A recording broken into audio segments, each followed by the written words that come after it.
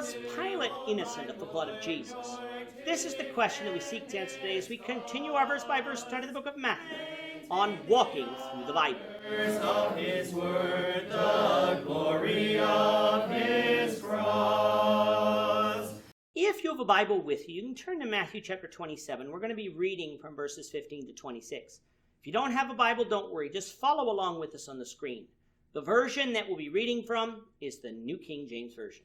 So, Matthew chapter 27, beginning at verse 15. Now at the feast, the governor was accustomed to releasing to the multitude one prisoner whom they wished. And at that time they had a notorious prisoner called Barabbas.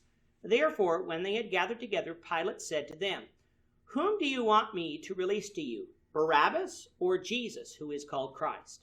For he knew that they had handed him over because of envy. While he was sitting on the judgment seat, his wife sent to him, saying, "Have nothing to do with that just man, for I have suffered many things today in a dream because of him."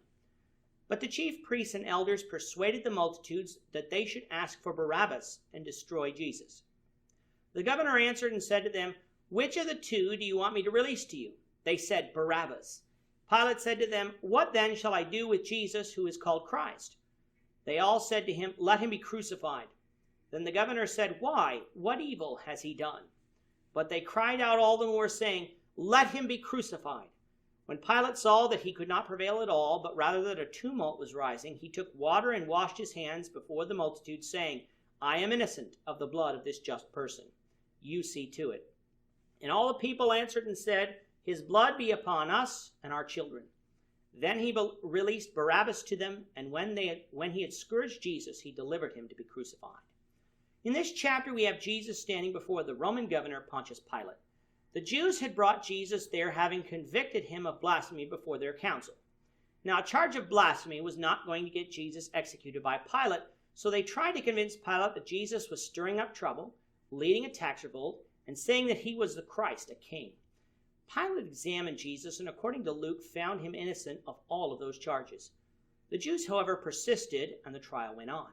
In verse 15, Matthew tells us that at the feast time, in this case the feast was the feast of the Passover, it was a custom of the governor to release to the multitude a prisoner who they wished. History doesn't record as to when or how this custom started, but all four Gospels make mention of this, and so, since the Gospels have been shown to be historically accurate in all places where history or customs can be proven by outside sources, we should not doubt that a custom was indeed a practice here. Now you might ask, why would the governor have such a custom to begin with? Well, as we know, the justice system has a way of arresting people who have been wrongly accused and keeping them locked up, convicting people who are innocent, or convicting people of such minor crimes yet sending them to jail for long periods of time. By letting a prisoner go, it is quite possible that this was a form of leniency that would also serve to get into the good graces of the people. Now, Pilate was the one who selected the prisoners that were up for release, and would then give the people the choice as to who should be released.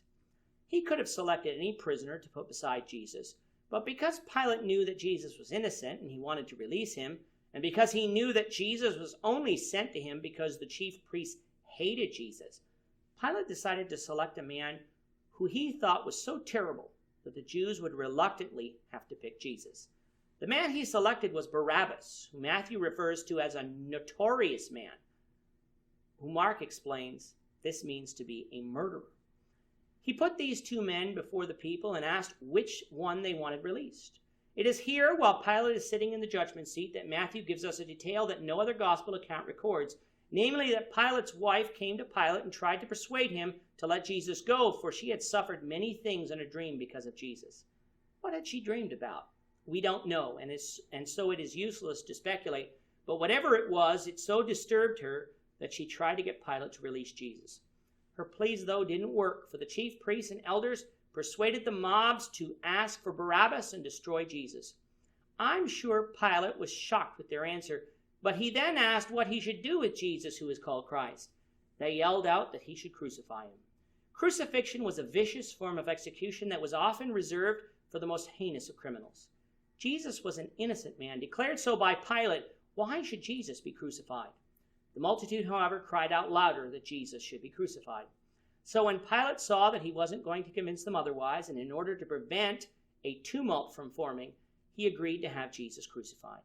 Before doing this, though, he brought out a bowl of water and washed his hands before them, saying that he was innocent of Jesus' blood. Simply doing this didn't make it so. Pilate had the power of Jesus' life, and yet he allowed an innocent man to be crucified. That is an abuse of the power given to government by God, and so Pilate was guilty, even though he washed his hands of the matter. The people, though, wanting to ensure that Pilate went through with it, told him that they would accept the blame for this, they as well as their children. What a nice thing to do, to accept blame not only on behalf of themselves, which they deserved, but on behalf of their children, who likely were not there, and thus was not deserved. In truth, this statement was likely said in the heat of the moment in order to get Pilate to act, as is evidenced by the fact that in Acts 5, verse 28, some of these same people who stood here were shocked to learn that the apostles were teaching that they were in part to blame for Jesus' death. Everybody who was involved in this trial, both Jews and Gentiles, were responsible for what happened to Jesus, for all had some part in putting him on the cross. Jesus was thus condemned to death and Barabbas released. We'll begin talking about the crucifixion, the Lord willing, in the next episode. With that, our time is up for today. The Lord willing, we hope you'll join us for tomorrow's discussion of Matthew 27, verses 27 to 31, as we continue our walk through the Bible, one verse at a time. I'm not ashamed. Thank you for watching today's episode. We hope that you found it edifying and ask that you not only subscribe to our channel and podcast, but that you like and share this episode among your friends, so that the saving gospel of Jesus Christ can go out to the whole world. Of his cross.